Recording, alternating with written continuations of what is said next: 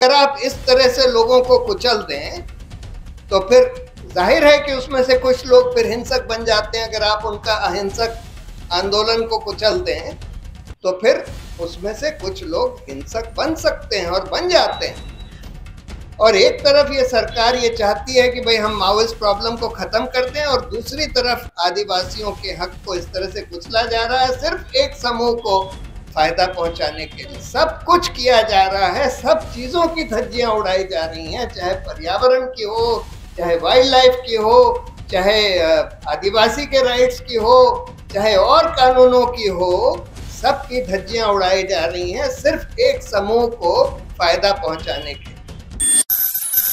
केंद्र सरकार, राजस्थान सरकार और छत्तीसगढ़ सरकार, ये तीनों ही इसमें, इन तीनों का ही इन्वॉल्वमेंट है, क्योंकि केंद्र सरकार फॉरेस्ट क्लियरेंस देती है, एनवायरमेंटल क्लियरेंस देती है, पहले तो लीज देती है, उसके बाद फॉरेस्ट क्लियरेंस, एनवायरमेंटल क्लियरेंस, ये केंद्र सरकार का दायित्व है।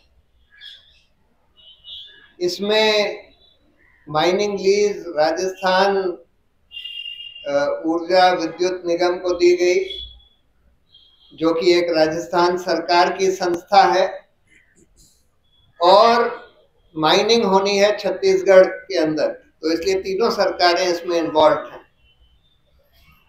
और अगर आप देखें कि कितने सारे कानूनों का उल्लंघन हो रहा है यहाँ पर माइनिंग अलाउ करने के लिए, तो सबसे पहले तो ये जो हसदेव अरण्या फॉरेस्ट है, इसको 2 बार अलग अलग सरकारों ने नो गो और इनवायोलेट डिक्लेयर किया हुआ है।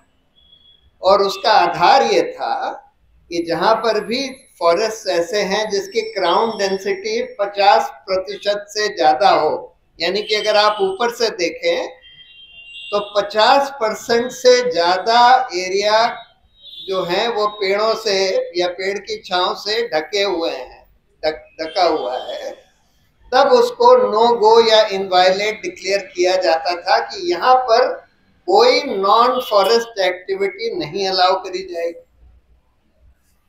लेकिन इसके बावजूद भी केंद्र सरकार ने इसमें फॉरेस्ट क्लियरेंस दे दी, पहले दी, उसको नेशनल ग्रीन ट्राइब्यूनल ने रद्द कर दिया और बोला कि आप इसमें पूरा स्टडी करके ये सवालों का जवाब दीजिए कि यहाँ पर फॉरेस्ट, वाइल्ड लाइफ, नदियां, इनके ऊपर क्या इम्पैक्ट होगा।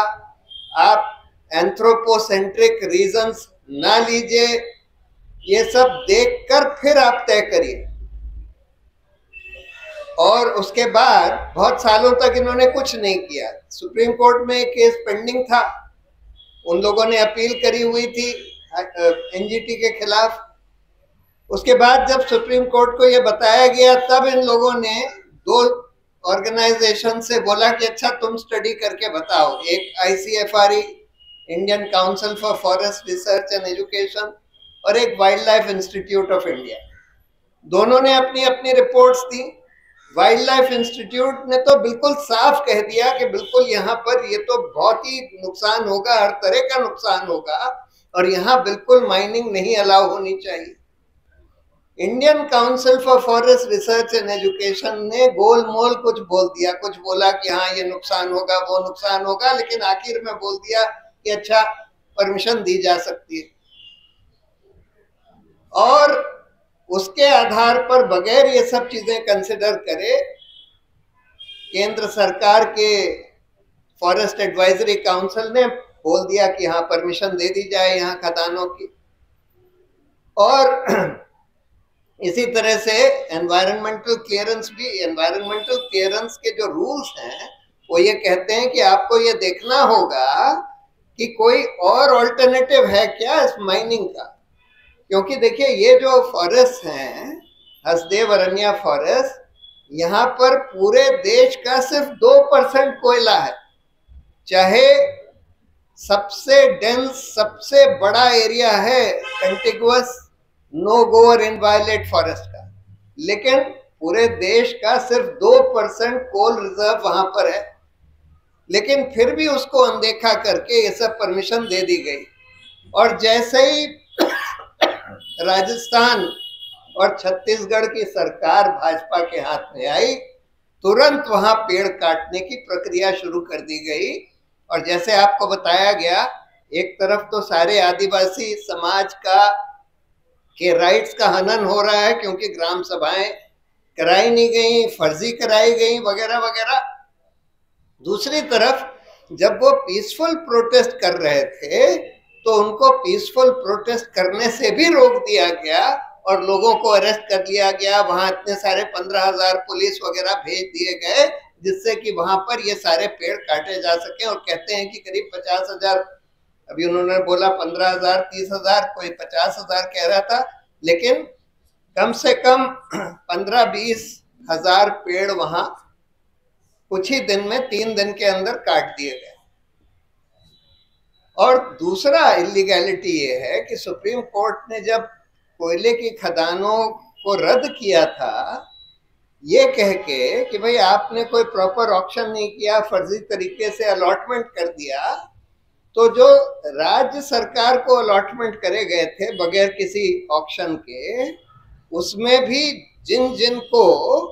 जिन्होंने माइनिंग डेवलपर अपॉइंट कर दिया था प्राइवेट आदमी को और उसमें इंटरेस्ट दे दिया था माइनिंग डेवलपर को उस खदान में, वो सारे रद्द कर दिए थे, ये वाला भी रद्द कर दिया। लेकिन उसके बावजूद भी इन्होंने फिर से बगैर कोई टेंडर के, राजस्थान विद्युत निगम को तो खैर ऐसे ही मिल गया माइनिंग लीज, कोई वो नहीं हुआ, ऑक्शन नहीं हुआ। उसके बाद उन्होंने अडानी को दे दिया, अडानी को माइन डेवलपर ऑपरेटर बना दिया और उनको 29% उसमें से जितना कोयला निकाला जाएगा उसमें से 29% अडानी ले जा सकता है और वो ले जा रहे हैं। तो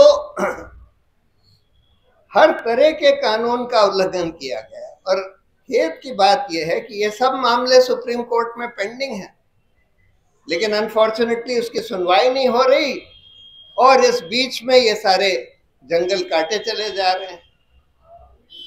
हम ये देख रहे हैं कि पूरे देश में अडानी के लिए ये केंद्र सरकार और भाजपा सरकारें कुछ भी करने के लिए तैयार हैं। कितने भी कानूनों की धज्जियां उड़ा दी जाएं, आप देखिए उनको इतने सारे पोर्ट्स, एयरपोर्ट्स दे दिए गए।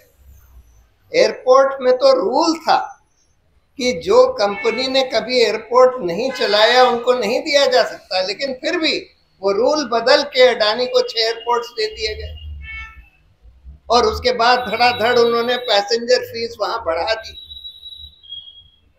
दूसरा, डिपार्टमेंट ऑफ रेवेन्यू इंटेलिजेंस ने 2014 में, मई 2014, जब नई सरकार आने के बस कुछ ही दिन पहले बड़ी एक भयंकर रिपोर्ट दी थी, कई भयंकर रिपोर्ट्स दी थी, शो कॉज नोटिस इशू किए थे अडानी समूह को कि आपने कोयले के इंपोर्ट, आपने ये आपके जो पावर प्लांट्स हैं उसके इक्विपमेंट के इंपोर्ट में आपने खूब ओवर इनवॉइसिंग करी है। विनोद अडानी की एक कंपनी वहां बनाई गई अल्टीमेटली मॉरिशस में, उसके जरिए सारा इक्विपमेंट खरीदा गया और 4 गुना उसमें ओवर इनवॉइसिंग करी गई और उसके जरिए जो पैसा आपने बनाया वो टैक्स हेवंस में आप ले गए हैं। और उन्होंने चिट्ठी लिखी थी सेबी को कि यही इसी पैसे से इन लोगों ने अपने ही शेयर्स खरीदे हैं, ये अडानी समूह ने, और अपने शेयर्स को मैनिपुलेट किया, ऐसा लगता है, आप लोग इसकी जांच करिए। अब उसके बाद सरकार बदल गई, मोदी सरकार आ गई, सब कुछ या तो ठंडे बस्ते में डाल दिया गया या फिर उसके बाद रफा दफा कर दिया गया। तो हम लगातार देख रहे हैं, कोई भी सेक्टर ले लीजिए, पावर प्लांट्स के जो इनको वो मिले थे कॉन्ट्रैक्ट्स बिडिंग के हिसाब से कि भाई जो लोएस्ट रेट पर पावर सप्लाई करेगा उसी को दिया जाएगा, इन लोगों ने लोएस्ट बिड किया, इनको दे दिया गया। उसके बाद इन लोगों को उसके दाम बढ़ाने की इजाजत दे दी गई, जबकि बिल्कुल कानून के हिसाब से जब एक बार बिडिंग में आपको मिलता है तो आपको दाम बढ़ाने की इजाजत नहीं दी जा सकती इस आधार पर कि भाई हमारा कोयला महंगा हो गया है या कुछ।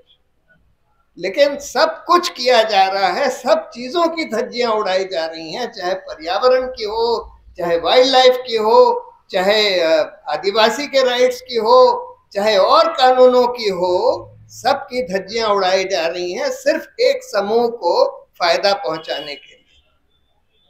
और अगर आप इस तरह से आदिवासियों के हक इस तरह से छीनेंगे, उनके जो जहां रिहाइश करते हैं वो सब जंगल खत्म कर देंगे और उनको पीसफुली प्रोटेस्ट करने से भी रोकेंगे, और फिर आप कहते हैं कि माओइस्ट की प्रॉब्लम बढ़ रही है। ऐसे ही तो बढ़ती है।